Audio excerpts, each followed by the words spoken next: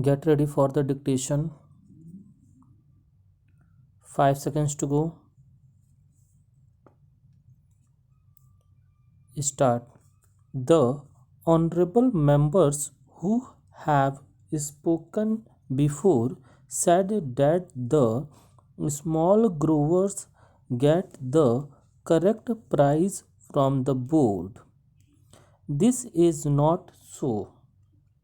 The entire bulk of the profits they make in the home market and in the foreign market is kept by the bigger growers who dominate this coffee board.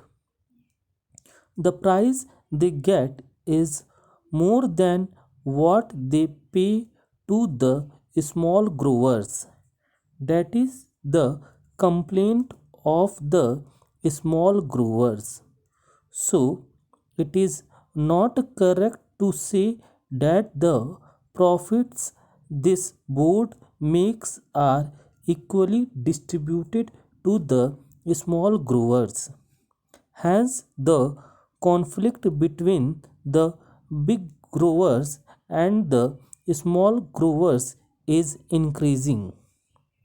Therefore, it is necessary on the part of the government to do justice to the small growers.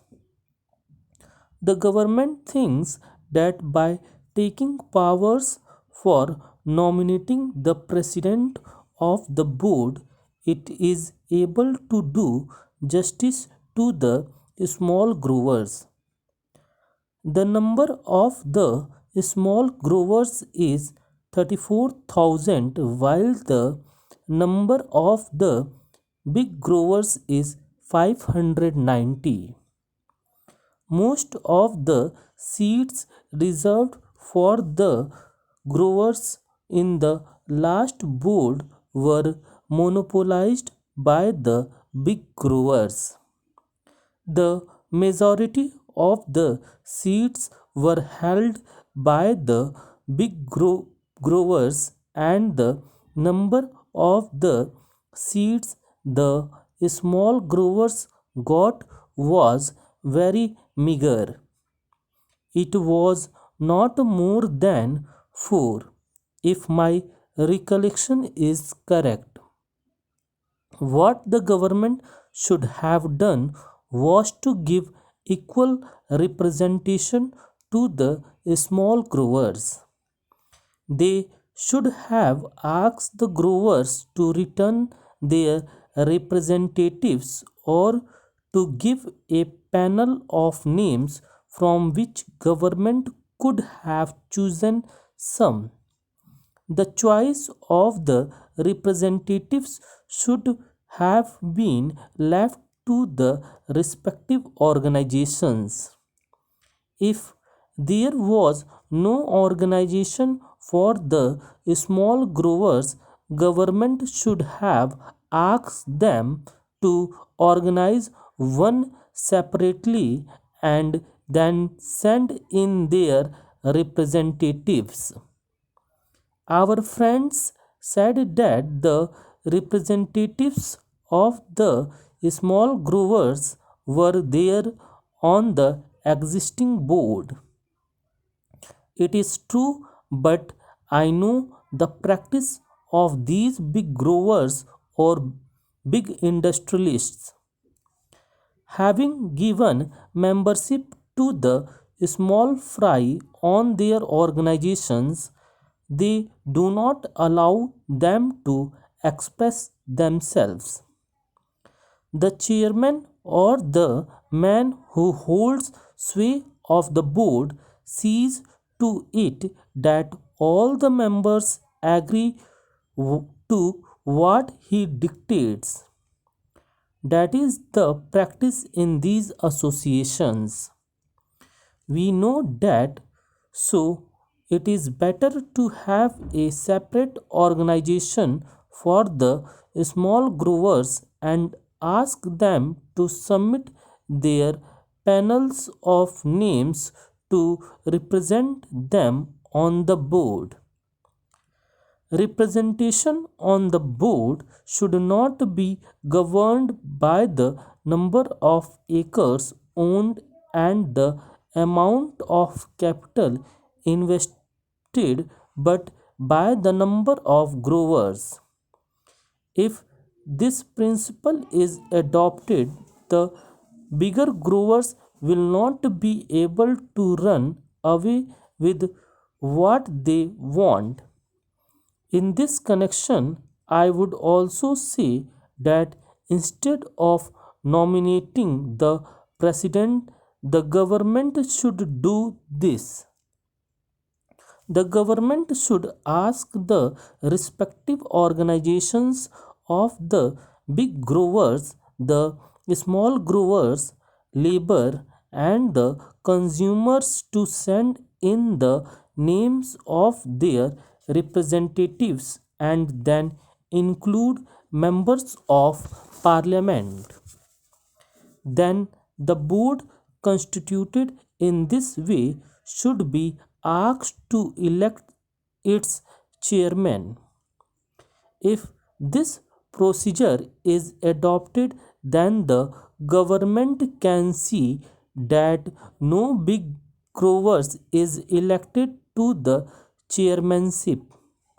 In that case, only a man who can command a majority in the board will be elected, and that man will see to it that justice is done to all the interests concerned.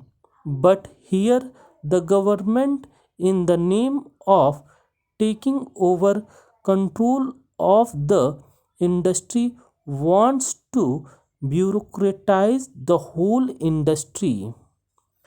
I don't think that by bureaucratizing the board, the government will be able in any way to help the industry to develop or to bring about better working conditions for the labor. One member in the select committee said that no representation should be given to labor. That is the attitude of the growers. That is the attitude generally of all employers in this country. But is it just on their part to deny representation to labor as well as to the consumer? Certainly, the rights of these people should be recognized, but personally, I don't think that by merely giving representation to labor on the board, the government can do justice to labor. It is true that the minister in the select committee, as well as in his reply to the debate in the other house, said that the working conditions of labor were very pitiable and deplorable and should be improved. Sir, there was also a petition sent to the Lok Sabha by the employees of the coffee house recommending to the house that their petition should be considered. The employers deny the rights of the workers, and they say that they have made all efforts to develop the industry in all these 13 years. At whose cost? It is at the cost of the workers by paying them low wages. They have made a huge profit, which is expressed in the reply of Mr. Radcliffe to a question of the Honorable Minister for Commerce and Industry, that he had been distributing dividend of 13.5% in 1 year. Stop.